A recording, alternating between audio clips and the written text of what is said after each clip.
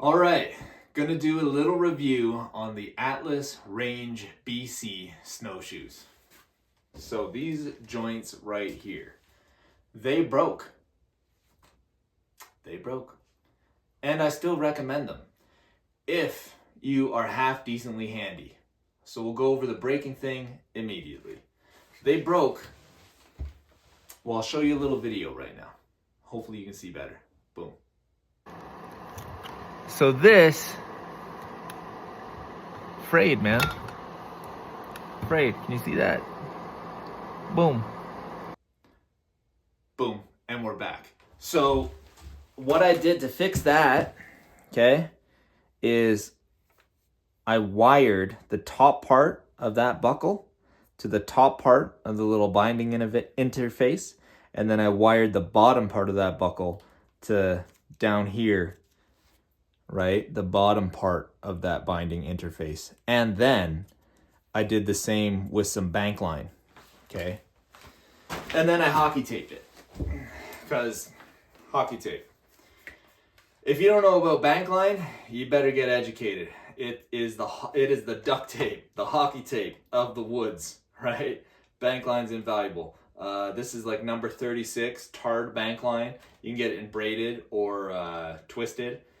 Both have some benefits, I guess. But if you're comfortable with preemptively doing that to this snowshoe at the breaking point, the point of failure, they've been bomb-proof. I've got 20 to 30 kilometers on them now, and everything else about them has been rock solid, okay? Like, I'm going through some sticks, this tarp mesh stuff. Well, it's not mesh, it's like a tarp, right? This hasn't been punctured, and I've stepped on top of some stuff. I was kind of like, oh man, I'm gonna put a hole in these things. Hasn't happened. These straps, I was worried about that in minus 20 to minus 30, they're gonna be brittle and I'm gonna break them, trying to yank these things on and off. They've held up fine, right? I would not trust your life to any overnight stuff. K2, Everest, don't do any of that. Like, they got this little riser bar thing, to keep your foot level when you're going up inclines. Like, no, no, this isn't the snowshoe for that, okay? I bought these things for 144 bucks Canadian. That's on sale from 250. I got them at Atmosphere. And when I was going to buy them, I couldn't find a video of any information pertaining to these snowshoes. So hopefully this is going to help you out, okay? So we got that out of the way. Handyman specials. If you can do that, they've been perfect. And I'm taking them on and off frequently because I'm using them to go to a hunting spot, and then I'm taking them off, and then I'm doing my thing, then I'm putting them back on. With that being said, I'm going to give you a little tip because, I'm Mr. Novice with snowshoes. I don't know nothing about them really. You don't want to cinch them up as tight as you can with this little hole and loop, or loop and prong system, whatever you call it. It's like a belt, right? Don't yank on them. Just get them tight enough, like, how's your evening? Okay, we're both doing all right. I appreciate you. Tight. That's it. Anything beyond that, in minus 20 to minus 30, it's going to be a nightmare taking them off. This plastic gets so stiff to where it's just sketchy how hard you have to yank on it to get it past that little hook, right? To get it off of your foot. So with that being said as well, the boot situation, there is a situation. So a boot like this, okay, is not going to interface with that binding in a preferred manner. You are going to have to yank on that thing stupid hard, and then you're going to have one hole left, and you're going to have like this little tiny tab that you're barely clamping onto with your foot. It's not going to work, okay? You could do it, maybe. I don't recommend it at all.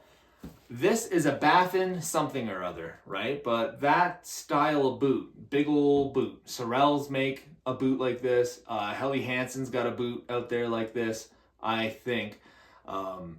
This is not the type of boot that is going to work with this snowshoe.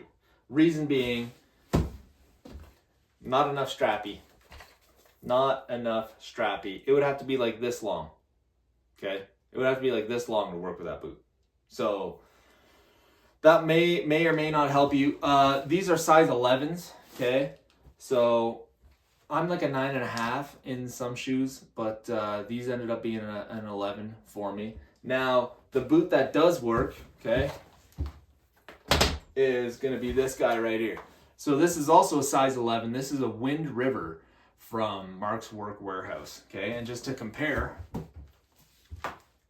that's what we're working with, right? So, okay, the toe box, the surface area that you got to roll with on this one works, okay? Again, size 11. And I'll show you how many holes I have left.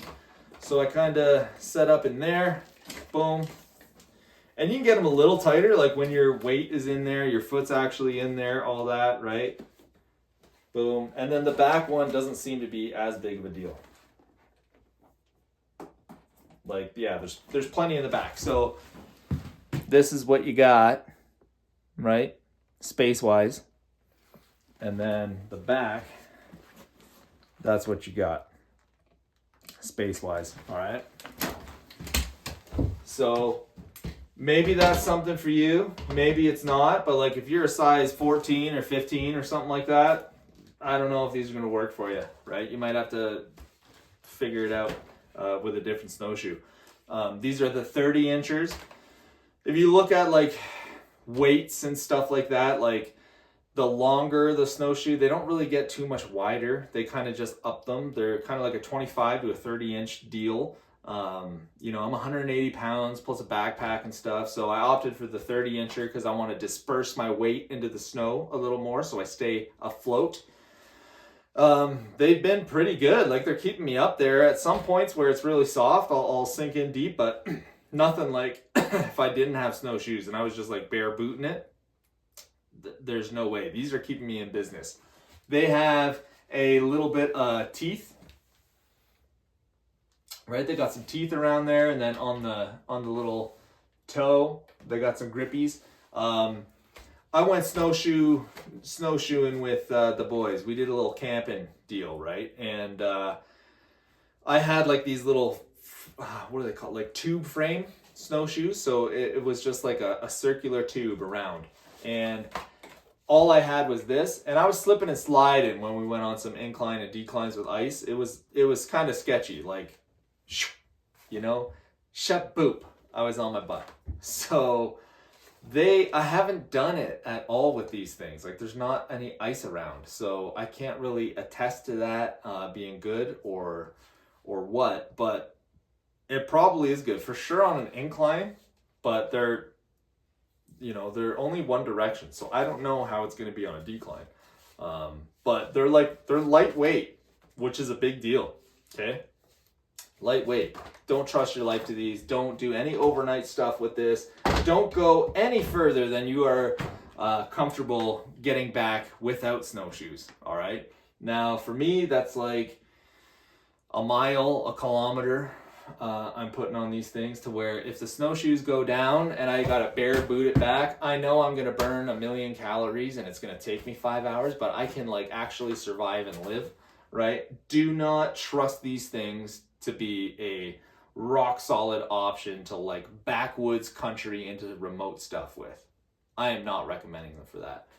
But other than that, they have been awesome.